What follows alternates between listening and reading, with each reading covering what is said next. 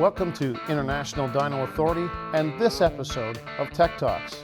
We pose the age-old question, does size matter? When it comes to fuel injectors and carburetors, oh yes, it does. Stay tuned.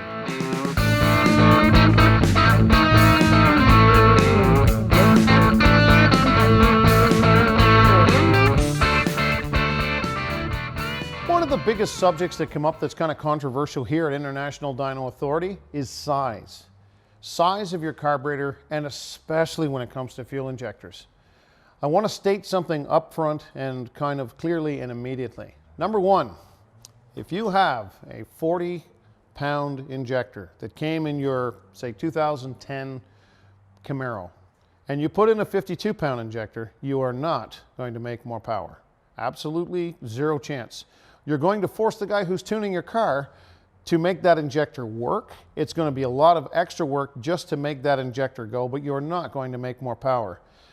What do you do with an injector? You do the same thing with an injector as you do with a carburetor. You size it for the application. Are you going racing every weekend? If you are, then you size it for your application. The application might be that you're turning your motor 6,500 RPM for, let's say, 6 seconds down a quarter mile, and you've got it right wide open at 6,500, in which case you're going to need a fairly large opening. You need a fairly large opening. You may not need one quite this big. This is a very large carburetor. Maybe what you'll want to do is test one that's a little smaller. That's why they make carburetors in lots of different sizes.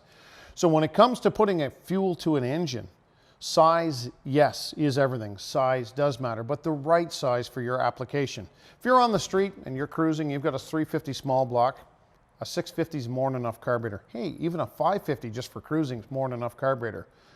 Cubic feet per minute is what carburetors are measured in. This happens to be a 1530. It's a little bit more than what your small block Chevrolet actually needs on the street. It's a little bit more than your small block Chevrolet probably needs in its entire life. However, when you put this on a big block and you turn 7,000 RPM, what you're talking about is a cubic foot air pump. That's what an engine is. Let's just break it down in its absolute rawest form. It brings in air, it pushes out air.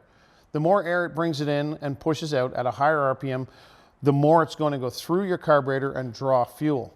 You want to have enough air and area in your carburetor to deliver the fuel correctly. Simple as that. Let's take the carburetor away for a minute and put the fuel injectors here. Now you have no restriction. You go to a fuel injector, you have an open plenum, you have a throttle body, and the throttle body itself is going to allow the air to come in. The injector doesn't do its work until the end when it's port injection.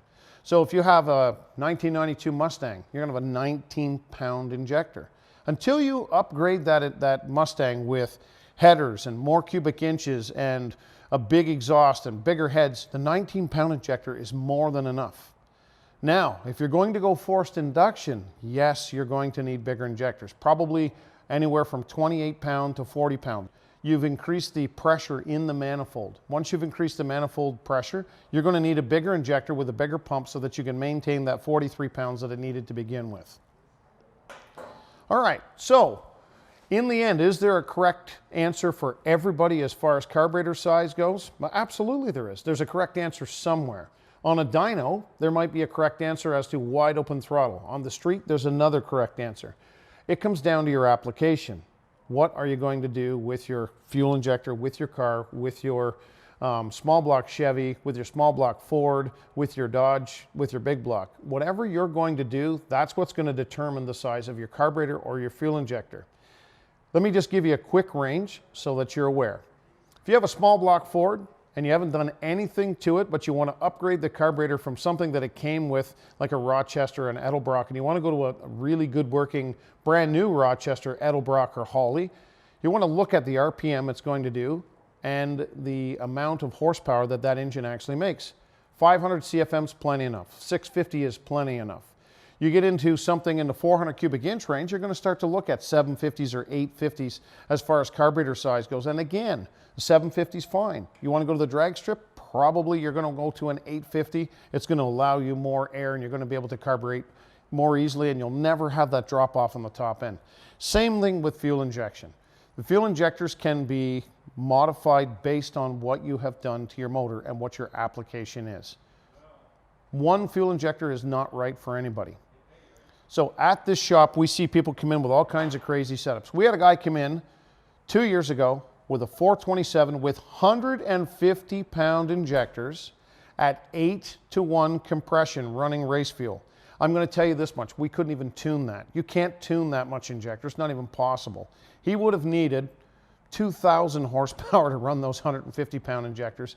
And you know what? He took the advice. He went back to the drawing board, got some proper injectors. We went right down to a 50-pound injector on his machine. Worked fantastic. 1/3 of the amount of fuel available. So, in conclusion, one size does not fit all, but the right size is out there for you. And adding a bigger fuel injector does not make more power. It just means that we have to tune the fuel out of it to make it run correctly. Adding a bigger carburetor, if you're oversized on what you actually need, does not make more power. It'll actually slow the air down. When the air's coming through the carburetor, it needs to maintain a certain speed, and that's what's going to allow the jetting. That's what's going to allow the annular boosters to work correctly, and that's what's going to allow the fuel to be drawn from the float bowls through the jetting circuits and all the way through from start to finish. Thank you for watching this episode of Tech Talks with International Dyno Authority. Be sure to subscribe and let us know in your setup whether you have a carburetor or fuel injector and what is your setup. Stay tuned for more episodes.